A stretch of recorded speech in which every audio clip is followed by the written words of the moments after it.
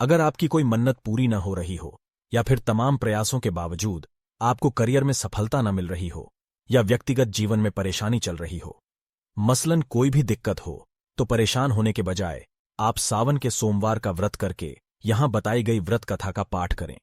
मान्यता है कि सावन सोमवार के दिन अगर व्रत रखकर इस कथा का पाठ किया जाए तो जातकों की मनचाही मुराद पूरी हो जाती है। एक साहूकार था जो भगवान शिव का अनन्य भक्त था।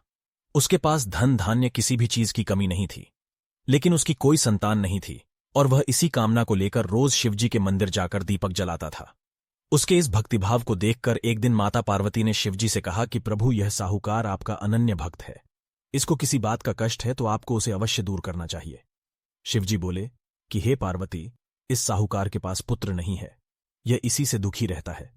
माता पार्वती कहती हैं कि हे ईश्वर, कृपा करके इसे पुत्र का वरदान दे दीजिए। तब भोलेनाथ ने कहा कि हे पार्वती, साहूकार के भाग्य में पुत्र का योग नहीं है। ऐसे में अगर इसे पुत्र प्राप्ति का वरदान मिल भी गया तो वह केवल 12 वर्ष की आयु तक ही जीवित रहेगा। यह सुनने के बाद भी माता पार्वती ने कहा कि हे प्रभु, आपको इस साहूकार को पुत्र का वर देना ही होगा, अन्यथा भक्त क्यों आपकी सेवा पूजा करेंगे। माता के बार बार कहने से भोलेनाथ ने साहूकार को पुत्र का वरदान दिया, लेकिन यह भी कहा कि वह केवल 12 वर्ष तक ही जीवित रहेगा। साहूकार यह सारी बातें सुन रहा था, इसलिए उसे न तो खुशी हुई और न ही दुख। वह पहले की ही तरह भोलेनाथ की पूजा अर्चना करता रहा। उधर सेठानी गर्भवती हुई और 9वें महीने उसे सुंदर से बालक की प्राप्ति हुई।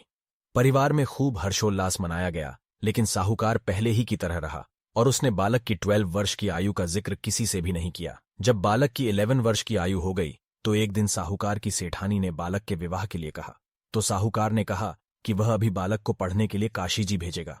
इसके बाद उसने बालक के मामा जी को बुलाया और कहा कि इसे काशी पढ़ने के लिए ले जाओ और रास्ते में जिस भी स्थान पर रुकना वहां यज्ञ करते और ब्राह्मणों को भोजन कराते हुए आगे बढ़ना। वे भी इसी तरह करते हुए जा रहे थे कि रास्ते में एक राजकुमारी का विवाह था। जिससे उसका विवाह होना था वह एक आंख से काना था। तो उसके पिता ने जब अति सुंदर साहूकार के बेटे को देखा तो उनके मन में आया कि क्यों न इसे ही घोड़ी पर बिठाकर शादी के सारे कार्य संपन्न करा लिए जाएं। तो उन्होंने मामा से बात की और कहा कि इसके बदले में वह अथाह धन देंगे, तो वह भी राजी हो गए। इसके बाद साहूकार का बेटा विवाह की बेदी पर बैठा और जब विवाह कार्य संपन्न हो गए तो जाने से पहले उसने राजकुमारी की चुंदरी के पल्ले पर लिखा कि तेरा विवाह तो मेरे साथ हुआ, लेकिन जिस राजकुमार के साथ भेजेंगे वह तो एक आंख का काना है। इसके बाद वह अपने मामा के साथ काशी के लिए चला गया। उधर जब राजकुमारी ने अपनी चुनरी पर यह लिखा हुआ पाया तो उसने राजकुमार के साथ जाने से मना कर दिया।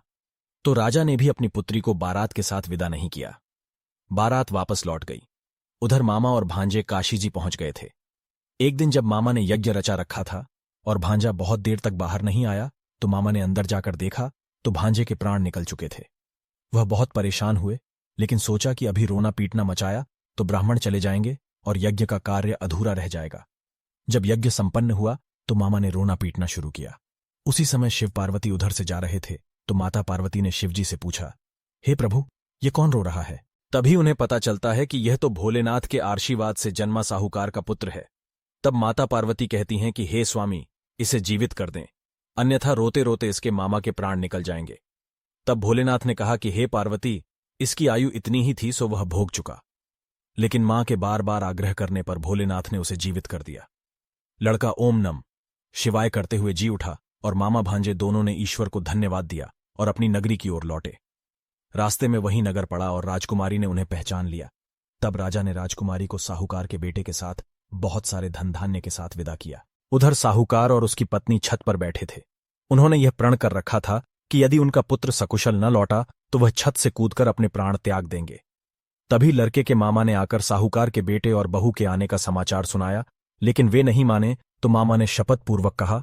तब तो दोनों को विश्वास हो गया और दोनों ने अपने बेटे बहू का स्वागत किया।